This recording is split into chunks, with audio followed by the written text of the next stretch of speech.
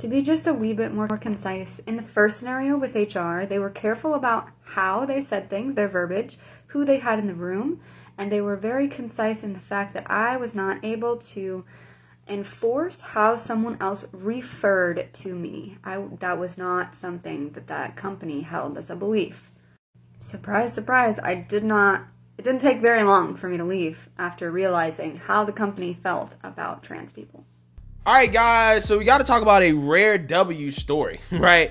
Where a company actually uses some common sense and they refuse to bend the knee to the mob, okay? They stand up for the majority of people in society and how we want to live, okay? And how we want to refer to each other, okay? By not having to participate in somebody else's imagination, right? In their Looney Tunes world. And this story right here is kind of a prime example of what I'm talking about, as this non-binary TikToker is going to tell us a story about how a based HR department at her job brought her to tears after they refused to force other employees at the workplace to use her, right, assuming it's, a biological woman, I believe it is, to use their preferred pronouns. So without further ado, let's go ahead and get into it. So when I worked at a place, I was just now coming into my gender identity, and so I was telling employees that I worked with whenever they misgendered me, I was correcting them. It took me a long time to get to that place because I am not a person that enjoys conflict, so I would just let people misgender and walk all over me all day, every day. But my support system, and especially my wife, encouraged me, and I finally got to a place where I felt comfortable correcting people kindly. I was not ever trying to offend anyone. Anyway, basically, they reported me to HR, and HR told me verbatim, unfortunately I didn't record it, that I could not police how people were speaking about me, that I couldn't tell them how to talk about me. Facts. Facts. Again, rare W that you see nowadays in corporate America, because most companies in this country would have sided with this person, okay? They would have said, no, your feelings are going to be hurt, right? We're going to side with you because your feelings are more important than everybody else, okay? Than the majority of the company and everybody else in society. We're going to side with you because we don't want you to, get too butthurt about it. But in this situation right here, this based HR department, whoever told her this deserves a raise, right? They deserve a raise. Said, look, you can't police people's speech, right? Like, you can't be running around telling people, what preferred pronouns they must use to address you. Like, that's silly, right? You can't do that. We don't believe in that around here, right? Not around these parks. Because apparently requesting appropriate pronouns for me is policing how people speak. It is, right? Especially when you want to be referred to as a they, them, right? Like, what? Like, you are quite literally policing how people speak. You're saying, look, you cannot refer to me based off reality. You have to refer to me based off my imagination and how I want to be referred to. That, again, is not grounded in any type of biology. And it also kind of goes against people's religious beliefs. You're making them go against their beliefs to capitulate and adhere to your beliefs, right? So whose beliefs should take precedence? Should it be yours or should it be everybody else's, right? Again, that's the question. What these people want is for the majority of society who does not agree with this to be forced to go along with it because their feelings get hurt. And it's like, no, that's just not how things should work, right? That's just not how things should work.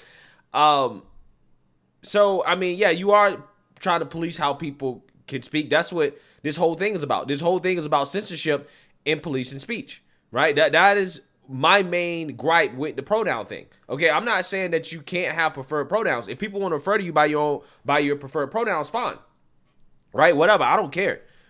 But the problem is when you start to force people, you're trying to force people to adhere to your preferred pronouns. That becomes a problem, right? And that's what it's about. That's what a lot of this is about. It's not about you can't identify how you want to identify. You can identify how you want to identify, but you can't force me to go along with it. Doesn't make a lot of sense to me, but I've also had a lot of cisgender people push back on me whenever I do correct them mid-sentence. Yeah, and I'm gonna tell you, those cisgender people want to be referred to as cisgender, but you refer to them as that anyways, right? Again, ain't it funny how that works? They want to force the label cis, but when it comes to them, they're like, nah, you can't force biology on me, right? Don't force reality on me, but I'm gonna force cis on you. Amazing. And assume that I'm jumping down their throat, and they jump on the defensive real quick. And it's literally just me saying, they, them. And they'll go, what? And I'll say, they. They said that. That's it. That's the whole correction. I might have to do multiple parts. Anyway, HR would not tell me who it was. And they don't need to tell you who it was. Why should they tell you who it was? If they tell you who it was, that just creates conflict. So, I mean, they don't really need to tell you who it was. You just need to know that you can't police speech. You can't force people to adhere to your reality. You just can't do that. And so they respected that person's request for anonymity. I assume because they thought that I would come at them some kind of aggressive way, even though I'm the biggest pacifist when it comes to these kinds of interactions. Anyway, I sobbed that entire day at work. I sobbed the whole first hour. Crying because, again, you can't police people's speech. Amazing. Absolutely amazing. Wow. We have the softest society in history. We really do. I don't feel too good about the future. Okay, I really don't, because, again, we really do have a society that is Charmin Ultra baby doo-doo soft. I'm just saying. The way HR handled it was not appropriate. I felt like my requests for gender was dismissed.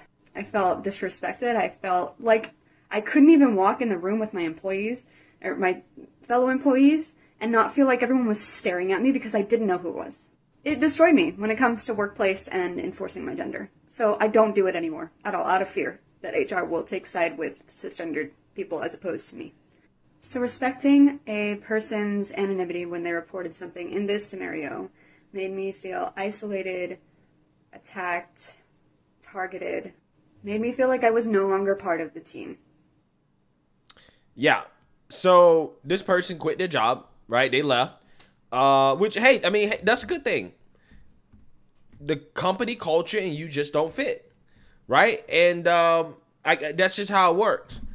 But again, you can't be mad because the company has their own set of beliefs that, are in line with reality, and you don't. You can't be mad at them for that. You can't be mad at them because they don't want to create conflict in the workforce by telling you who is complaining about the fact that you're trying to police their speech.